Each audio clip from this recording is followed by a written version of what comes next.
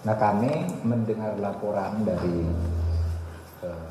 lapangan dari Bapak Gubernur Jawa Barat, lalu kami diskusikan sebentar, kemudian kami menyepakati beberapa langkah yang akan diambil. Untuk itu laporan dari Jawa Barat dulu supaya didengar kalau sebagai pengantar. Silakan Pak. Terima kasih Pak Menko, rekan-rekan media. Hari ini saya hadir memenuhi undangan Pak Menko Polhukam terkait situasi Al Zaitun yang tentu menjadi perhatian publik di nasional.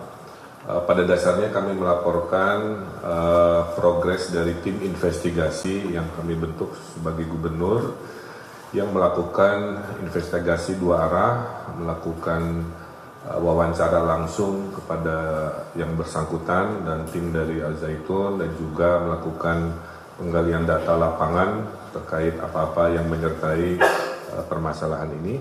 Kemudian sudah disampaikan rekomendasi-rekomendasi yang tentu berdampak pada aspek hukum, aspek administrasi, dan aspek keamanan sosial di wilayah Indramayu di Jawa Barat. Nah, dengan selesainya penyampaian laporan, insya Allah dari Pak Menko akan menindaklanjuti dalam waktu yang tidak terlalu lama untuk memfollow up rekomendasi dari tim lapangan di Jawa Barat. Insya Allah arahnya sesuai dengan harapan masyarakat, tapi tentu dengan kehati-hatian karena menyangkut aspek hukum, administrasi, dan juga sumber daya manusia, anak-anak bangsa yang sedang belajar di sana, yang tentunya harus kita pikirkan solusi-solusi yang terbaik terhadap situasi ini. Jadi intinya saya datang ke sini melapor, laporannya sudah diterima, setelahnya Pak Menko akan menindaklanjuti dalam waktu yang tidak terlalu lama. Saya kira itu, terima kasih.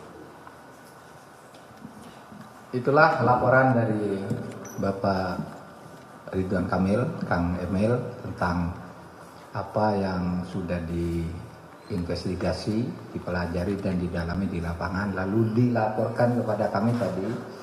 Akan ada 3 langkah. Pertama, semua laporan baik yang masuk langsung ke Kemenko Polhukam maupun yang disimpulkan oleh timnya Kang Emil di Jawa Barat, ada dugaan kuat telah terjadinya 3 masalah. Pertama, terjadinya tindak pidana. Ya, ada beberapa hal tindak pidana. Laporan masuk ke Menko Polhukam dan kesimpulan-kesimpulan dari berbagai penelitian nanti akan, dan juga ada laporan resmi yang akan disampaikan ke Polri. Nah, Polri akan menangani tindak pidananya. Pasal-pasal apa? Pasal-pasal apa yang nanti akan menjadi dasar untuk melanjutkan proses pidana nanti akan diumumkan pada waktunya. Tapi Polri akan mengambil tindakan karena dari semua pintu yang masuk laporan pelanggaran pidananya, dugaannya sudah sangat jelas dan unsur-unsurnya sudah diidentifikasi. Tinggal diklarifikasi nanti di dalam pemanggilan atau pemeriksaan. Kemudian yang kedua, tindakan yang kedua adalah pemberian sanksi penataan administrasi kepada pondok pesantren, kepada YPI, Yayasan Pendidikan Islam, yang mempunyai kaki pesantren dan kaki lembaga pendidikan secara berjenjang sampai tingkat perguruan tinggi. Nah, ini akan dilakukan tindakan hukum administrasi. Kalau yang pertama tadi tindakan hukum pidana, yang kedua ini tindakan hukum administrasi terhadap Yayasan Pendidikan Islam yang mengelola pesantren Al Zaitun dan sekolah-sekolah madrasah yang dikelola oleh Kementerian Agama. Nah, tindakan administrasi ini dengan tetap menekankan pada pentingnya memberi perlindungan terhadap hak para santri dan murid yang belajar di sana. seumpama dilakukan tindakan hukum, kita akan menyiapkan dulu langkah-langkah agar mereka yang mempunyai hak konstitusional untuk belajar itu tetap berjalan, tetapi pembenahan dan penataan serta pelurusan secara hukum atas penyelenggaraan YPI itu akan kita segera lakukan, ya, tindakan hukum administrasinya. Pidananya akan segera diproses.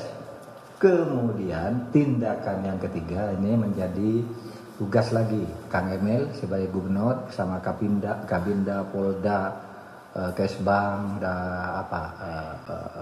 TNI dan sebagainya lah di Jawa Barat, yaitu menjaga kondusivitas, ketertiban sosial dan keamanan. Nah, kita pasrahkan yang di lapangan, tolong dikoordinasikan dengan seluruh aparat. Kalau perlu koordinasi dengan pusat dalam hal-hal tertentu, kita buka jalur dengan Pak Gubernur gitu untuk mendata itu. Jadi 3 tindakan ya: pidana, administrasi, dan sosial keamanan, tertib sosial dan keamanan. Ada pertanyaan? Izin Pak Menko, nama saya dan Pak Gubernur, nama saya Santi dari BMK. Saya juga pertanyaan Pak Menko terkait dengan tindak pidana yang tadi disebutkan. Apakah tindak pidana itu terkait dengan tindak pidana pemerkosaan, karena sempat ada laporan yang menyatakan itu. Kemudian yang kedua terkait ancaman keamanan itu, apakah dugaannya memang seperti yang ditemukan investigasinya betul? Dikatakan ada dugaan atau sarang dari tindak terorisme di dalam pondok pesantren yang bersangkutan. Terima kasih Pak Menko. Nanti itu akan diumumkan secara resmi dalam waktu tidak terlalu lama. Pasal-pasal apa yang akan dikenakan. Tapi tadi Pak Gubernur sudah memberi isyarat kepada kita, kira-kira kesimpulannya sama dengan apa yang menjadi pandangan publik. Nah, nanti saudara tafsirkan sendiri pasal-pasal apa yang sudah ada di situ. Saya tidak akan sekarang, karena itu harus lebih hati-hati menyebut pasal-pasal dugaan itu. Ini belum sangkaan ya, baru dugaan. Baru sesudah duga diklarifikasi, baru sangkaan. Sesudah sangkaan baru dakwaan. Sesudah dakwaan tuntutan. Sesudah tuntutan vonis kan gitu. Dengan macam-macamnya gitu. Jadi ini masih panjang. Jadi saudara jangan salah, tindak pidana itu kepada perorangan, ya, kepada pribadi.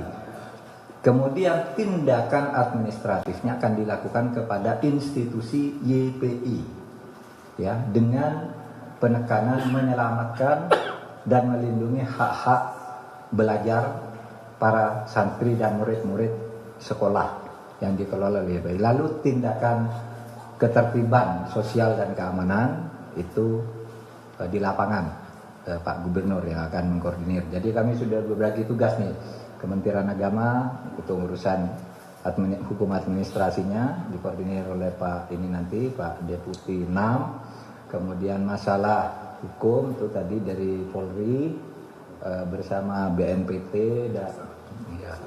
dan Kejaksaan. Kemudian yang ketertiban masyarakat dan keamanannya ada di Pak Gubernur. Jadi jangan dicampur aduk ya. Kadang-kala dicampur aduk gitu, jadi masyarakat jadi resah, pertanyaannya banyak. Itu aja, ada 3 jenis tindakan. Sekian, terima kasih, cukup. Assalamualaikum warahmatullahi wabarakatuh.